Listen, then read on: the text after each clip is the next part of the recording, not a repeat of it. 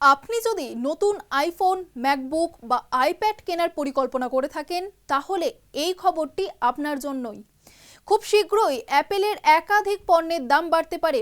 সংস্থার CEO Tim Cook জানিয়েছেন, বিশ্বজুড়ে এআই প্রযুক্তির দ্রুত প্রসারের ফলে মেমোরি চিপের দাম বেড়েছে, আর তার প্রভাব পড়তে পারে অ্যাপেলের বিভিন্ন ডিভাইসের দামে।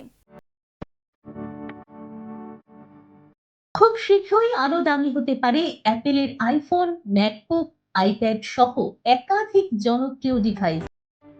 এই বিষয়ে অ্যাপেলের সিইও টিম কুক জানিয়েছেন, কৃত্রিম বুদ্ধিমত্তা বা এআই প্রযুক্তির দ্রুত বিস্তারের ফলে ড্রাম এবং নান্ড মেমোরি চিপের চাহিদা রেকর্ড হারে বেড়েছে।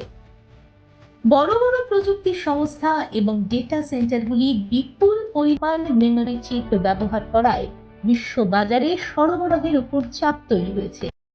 তার ফলেই বেড়েছে উৎপাদন খরচ।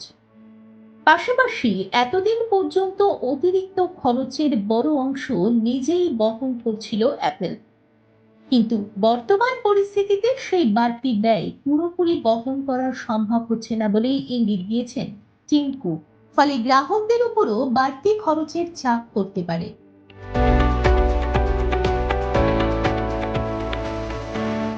যদিও এখনো কোনো নির্দিষ্ট পণ্যের মূল্য বৃদ্ধির ঘোষণা করেনি অ্যাপল, তবে বাজার বিশেষজ্ঞদের মতে iPhone, MacBook, Mac mini, iPad সহ একাধিক ডিভাইসের দাম বাড়তে পারে। এমনকি আগামী প্রজন্মের আইফোন 18 সিরিজের দামও আগের তুলনায় বেশি হতে পারে বলে অনুমান করা হচ্ছে। বিশেষজ্ঞদের মতে অ্যামাজন, মাইক্রোসফট, গুগল এবং মেটার মতো সংস্থাগুলির এআই অবকাঠামোয় বিপুল বিনিয়োগের কারণেই মেমোরি চিপের বাজারে এই চাপ তৈরি হয়েছে, যার প্রভাব এখন পড়ছে স্মার্টফোন, ল্যাপটপ এবং অন্যান্য কনজিউমার ইলেকট্রনিক্স পণ্যের উপর।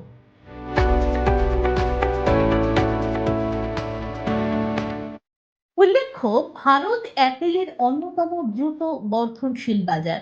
তাই আন্তর্জাতিক বাজারে যদি দাম বৃদ্ধি কার্যকর হয়, তাহলে ভারতেও আইফোন, ম্যাকবুক এবং আইপ্যাডের দাম বাড়ার সম্ভাবনা রয়েছে। ফলে নতুন অ্যাপেল ডিভাইস কেনার পরিকল্পনা থাকলে ক্রেতাদের হয়তো আগের তুলনায় বেশি খরচের জন্য প্রস্তুত থাকতে হবে।